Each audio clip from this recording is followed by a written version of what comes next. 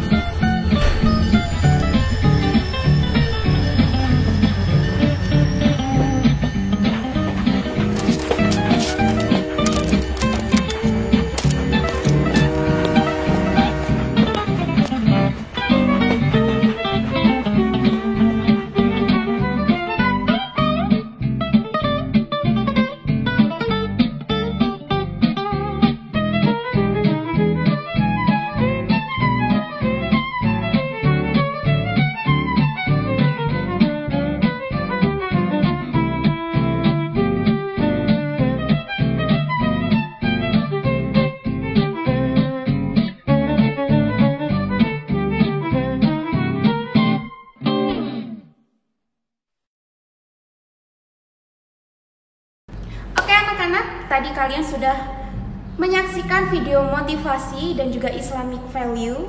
Nah, nanti kita diskusikan video motivasi tersebut dan kita simpulkan bersama pesan apa yang kalian dapatkan dari video motivasi tersebut.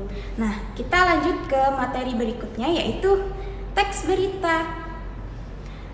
Sebelum masuk ke materi, jangan lupa tulis presensi pada kolom komentar, yaitu ketik nama kalian, hashtag kelas kalian, dan waktu kalian menyaksikan video ini. Jangan lupa ya. Oke, kita lanjut. Teks berita. Apa ya teks berita itu? Nah, pasti kalian sudah pernah menyaksikan berita, maupun di televisi, mendengarkan di radio, maupun melihatnya di media sosial. Lanjut, berita apa yang terakhir kamu dengar akhir-akhir ini?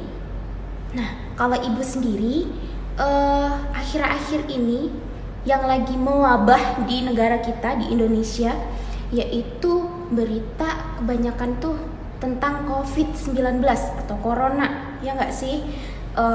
Di televisi, di radio, bahkan di media sosial pun juga banyak menayangkan berita tentang COVID-19 atau yang disebut dengan Corona. Nah, kalau kalian sendiri akhir-akhir ini mendengarkan berita tentang apa? Oke, mengenai berita yang sudah pernah kalian tonton nih, nanti kita diskusikan kembali ya di Google Classroom. Nah, kita lanjut ke materi berikutnya.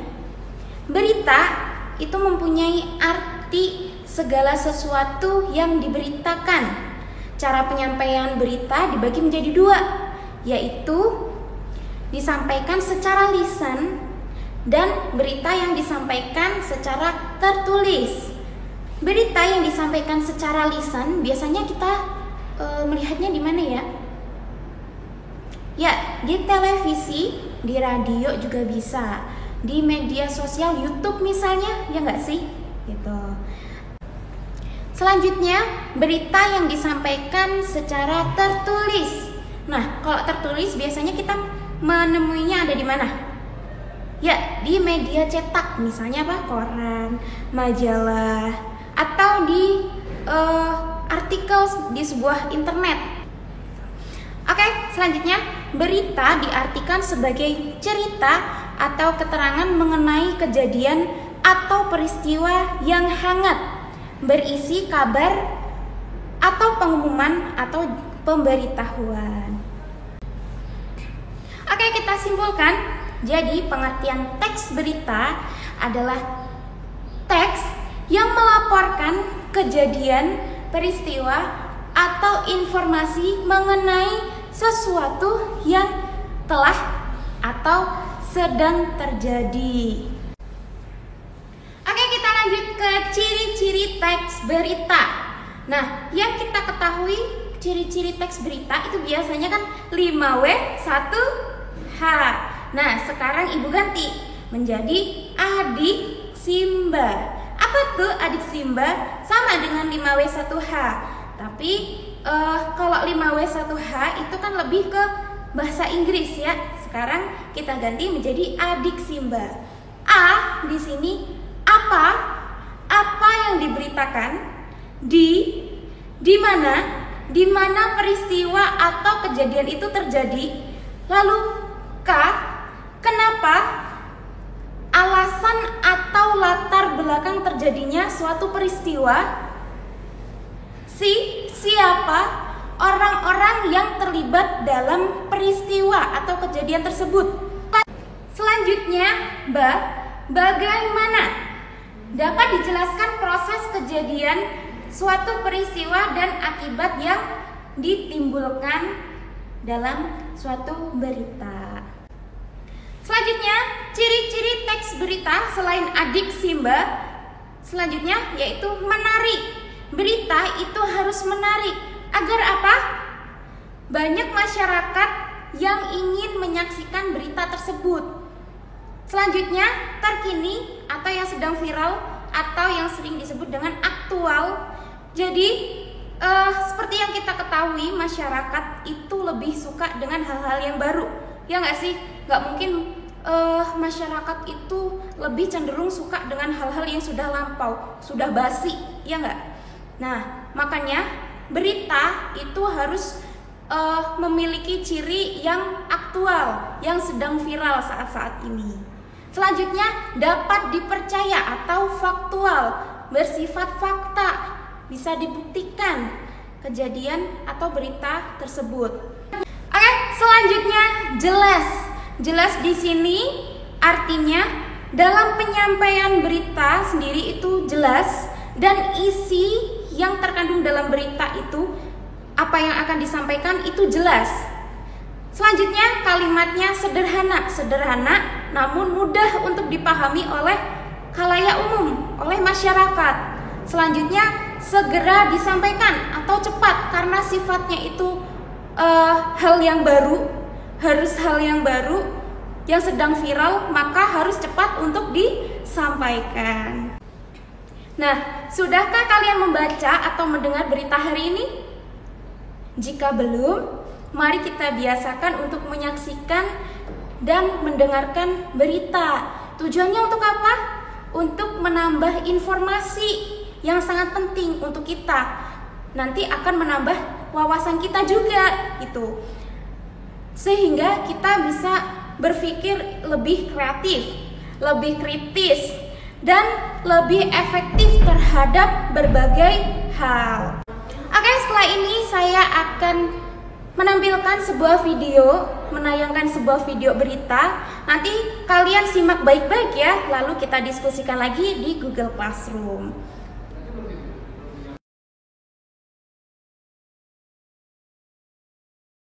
Kompas Dunia kami awali dari Yerusalem Timur, Saudara. Militer Israel dibantu pekerja konstruksi merobohkan rumah warga Palestina di Yerusalem Timur. Penghancuran rumah warga Palestina ini sebagai hasil keputusan pengadilan Israel atas sengketa tanah di tepi barat. Militer Israel dan pekerja konstruksi menggunakan bahan peledak untuk merobohkan rumah-rumah warga Palestina di tepi barat pada Senin waktu setempat. Mahkamah Agung Israel menyatakan bangunan warga Palestina berada terlalu dekat dengan pagar pemisah kedua negara di tepi barat. Sejak awal tahun ini, Israel sudah merobohkan sekitar 63 bangunan rumah.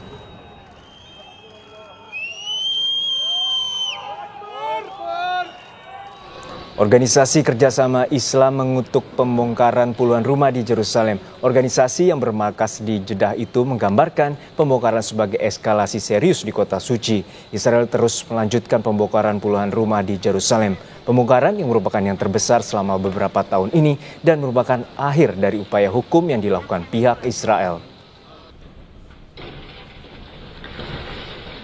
Oke anak-anak, alhamdulillah kita sudah selesai materi bahasa Indonesia pada pertemuan pertama. Nanti kita akan bertemu lagi di pertemuan kedua. Jangan lupa subscribe channel ini untuk terus tahu perkembangan dari materi bahasa Indonesia maupun pelajaran yang lainnya. Jangan lupa terus cek Google Classroom untuk mendapatkan lembar kerja peserta didik. Dan jangan lupa komentar hadir untuk absensi kalian. Sekian dari saya, semoga bermanfaat dan mudah dipahami. Assalamualaikum warahmatullahi wabarakatuh.